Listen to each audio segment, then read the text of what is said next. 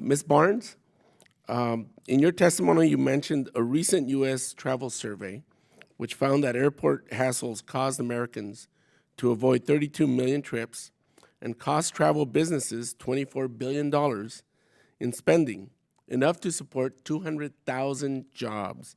My district includes 3 community airports and relies heavily on tourism.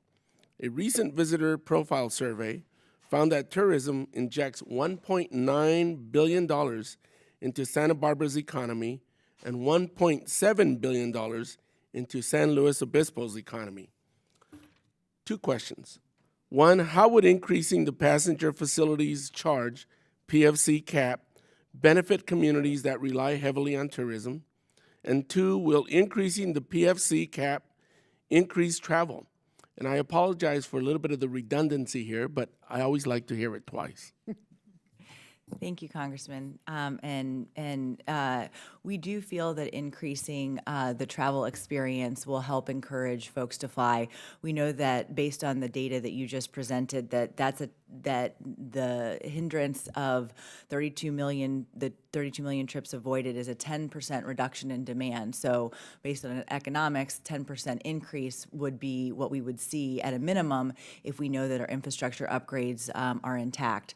Quite frankly, for the travel and tourism industry, we know that the welcome matters. Welcoming international visitors, for example, is critical when folks come from an international space to California, in particular from Asia.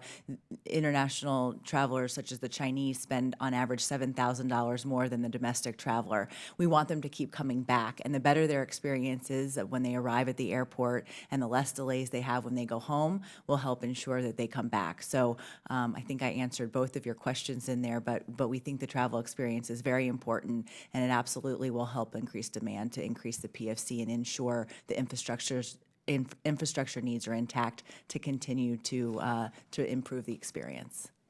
Thank you very much. Mr. Crowder, in your testimony, you mentioned the Airport Improvement Program, AIP.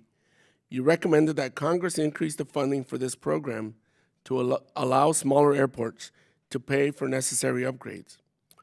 Why is there still a need then to increase the passenger facility charge, PFC? And 2, what are some of the airport needs that are not being met by the AIP grant program? Let me talk about that in reverse, Congressman, if I can. First talk about the needs that aren't being met, because that is a significant impediment for the use of AIP versus PFC funds. As AIP funds, as we've talked about, tend to be prioritized by the FAA towards airfield projects. So those are the runways and taxiway projects, apron projects. They have a much lower priority ranking for terminal buildings. And right now, in our history, based on all the things we've talked about today and our tremendous growth, we have a very significant need across the country in airports of all sizes for terminal building projects. So it's counterproductive to want to move your AIP into terminal projects because the FAA doesn't reward that with additional discretionary money. They reward that when you move those AIP dollars into airfield projects.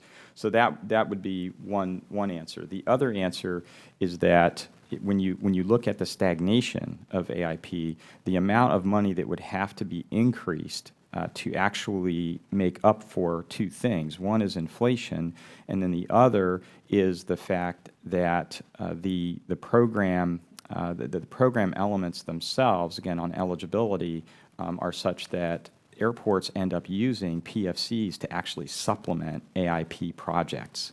And we've done that in Spokane. And as a result of either having to move more quickly or having to have more flexibility. So I hope I have answered your questions at least in 2 parts there. And so the last part of your question was, why do we need an increase in the PFC? And really, the reality is that those needs are so extensive at airports our size. We really depend on that PFC program, again, to supplement the lack of AIP, plus to try to fund the projects that we need. And in the case of our project, $191 million terminal project, AIP is not going to come anywhere close to being able to fund that. Thank you very much, Mr. Chair. I yield back my time. Thank you, Representative Carbajal. Representative Palmer for 5 minutes. Thank you, Mr. Chairman. Ms. Barnes, I had to step out, so some of this may have already been covered, but like my friend